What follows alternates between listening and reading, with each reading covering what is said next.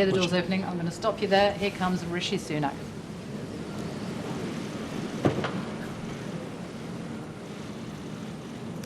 Good morning. I will shortly be seeing His Majesty the King to offer my resignation as Prime Minister. To the country, I would like to say first and foremost, I am sorry. I have given this job my all, but you have sent a clear signal that the government of the United Kingdom must change, and yours is the only judgment that matters. I have heard your anger, your disappointment, and I take responsibility for this loss. To all the Conservative candidates and campaigners who worked tirelessly but without success, I am sorry that we could not deliver what your efforts deserved. It pains me to think how many good colleagues who contributed so much to their communities and our country will now no longer sit in the House of Commons. I thank them for their hard work and their service. Following this result, I will step down as party leader, not immediately, but once the formal arrangements for selecting my successor are in place. It is important that after 14 years in government, the Conservative Party rebuilds, but also that it takes up its crucial role in opposition professionally and effectively. When I first stood here as your Prime Minister, I told you the most important task I had was to return stability to our economy. Inflation is back to target, mortgage rates are falling, and growth has returned. We have enhanced our standing in the world, rebuilding relations with allies, leading global efforts to support Ukraine, and becoming the home of a new generation of transformative technologies. And our United Kingdom is stronger too, with the Windsor Framework, devolution restored in Northern Ireland, and our union strengthened. I'm proud of those achievements. I believe this country is safer, stronger, and more secure than it was 20 months ago. And it is more prosperous, fairer, and resilient than it was in 2010. Whilst he has been my political opponent, Sir Keir Starmer will shortly become our Prime Minister. In this job, his successes will be all our successors, and I wish him and his family well. Whatever our disagreements in this campaign, he is a decent, public-spirited man who I respect. He and his family deserve the very best of our understanding as they make the huge transition to their new lives behind this door, and as he grapples with this most demanding of jobs in an increasingly unstable world. I'd like to thank my colleagues, my cabinet, the civil service, especially here in Downing Street, the team at Chequers, my staff, CCHQ, but most of all, I'd like to express my gratitude to my wife Akshata and our beautiful daughters. I can never thank them enough for the sacrifices they have made so that I might serve our country. One of the most remarkable things about Britain is just how unremarkable it is that 2 generations after my grandparents came here with little, I could become Prime Minister, and that I could watch my 2 young daughters light Diwali candles on the steps in Downing Street. We must hold true to that idea of who we are, that vision of kindness, decency, and tolerance that has always been the British way. This is a difficult day, at the end of a number of difficult days. But I leave this job honoured to have been your Prime Minister. This is the best country in the world, and it is thanks entirely to you, the British people, the true source of all our achievements, our strengths, and our greatness. Thank you.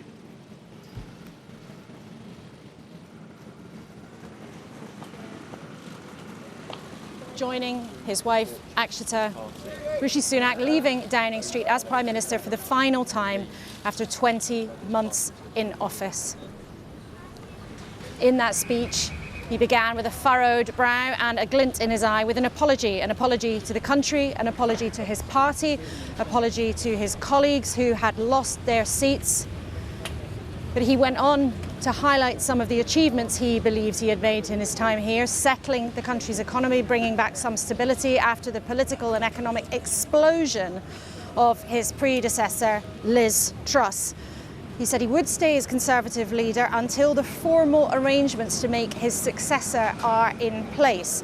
Now, those arrangements do not yet exist, so it is unclear for how long he will actually remain Conservative leader, but he is not driving away today, never to have any role at the top of his party again. So he said once formal arrangements are in place, he will step down as the Conservative Party leader. But you can see him entering Whitehall there, and you can probably also hear some of the boos and jeers as the cars make their way off to Buckingham Palace. But one notable other close at the end of his speech, he referenced the fact that it had been unremarkable that he was the first British Asian Prime Minister, 2 generations of his family, and he had ended up in number 10. And I wonder there if he was just making a hint to Nigel Farage's Reform Party, who did well in this election, having secured several MPs. And Rishi Sunak says we must hold true to the ideal that saw him being able to come to Downing Street as a non-white, the first non-white Prime Minister, without there being a huge fuss about that taking place. But he left saying he leaves on a difficult day, after many difficult days, honoured to have carried out the job on behalf of the country.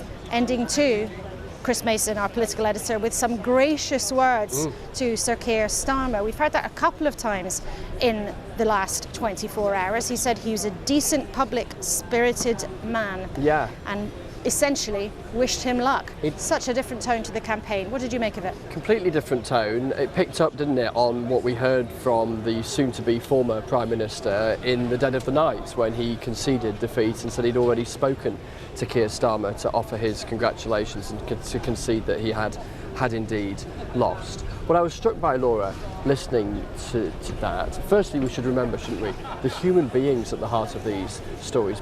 Our viewers will have different views as to whether or not they are glad to see Rishi Sunak departing or sad to see him departing, but there spoke a human being who was acknowledging failure. So he listed, didn't he, some of the achievements of which he was proud in office, the Windsor framework, for instance, around the Brexit arrangements and Northern Ireland, an element of economic stability. But ultimately, politically, Laura, as we were reflecting earlier on, everything he tried in office as Prime Minister and then within the election campaign to do anything to revive the fortunes of his party simply did not work.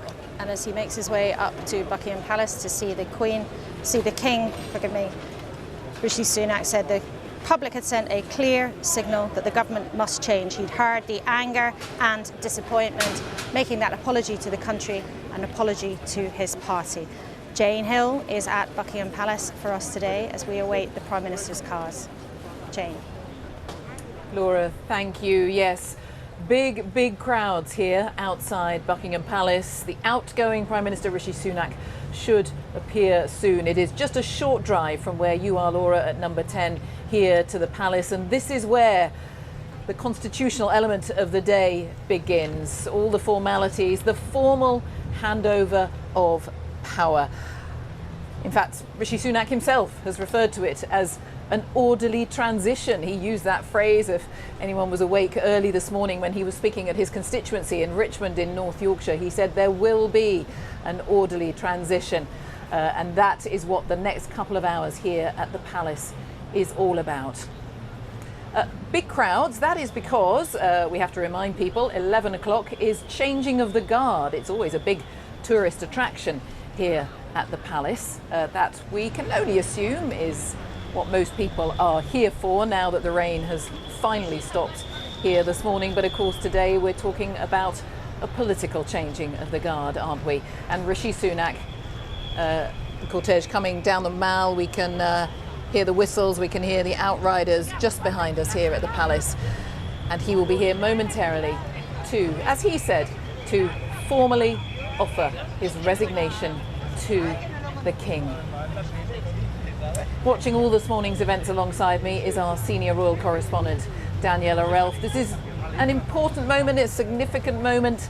Explain why. Yes, Jane, it's significant because it's an important moment constitutionally, symbolically, personally. So on a number of levels, this is a very important moment. We can see the Prime Minister's vehicles, the police outriders now going into the central gate of Buckingham Palace. The King himself actually only arrived at the palace, back at the palace from Windsor within the past few minutes. And the Prime Minister, the outgoing Prime Minister, going into the central gates now, where he will meet the King. Coming in, we can see his vehicles coming into the main quadrangle of Buckingham Palace here. We have our cameras where we'll be able to see the point where he meets some of the royal household staff before going to the private audience room here at the palace, where he will meet the King. He will offer his resignation and he will then leave privately. That's the interesting contrast here. He arrives through those main gates, but he actually departs Buckingham Palace from a different exit, privately, no longer as Prime Minister. And it is worth reiterating that point, isn't it? Because as he gets out of the car with his wife, this is a private meeting between the monarch and the outgoing Prime Minister. Now he is with Akshata Murthy, his wife, and there is a convention, I think, that the spouse of the Prime Minister of the day is invited in towards the end of that meeting, but the bulk of the meeting will be that. That is it. That is the last time we will see Rishi Sunak entering Buckingham Palace as Prime Minister.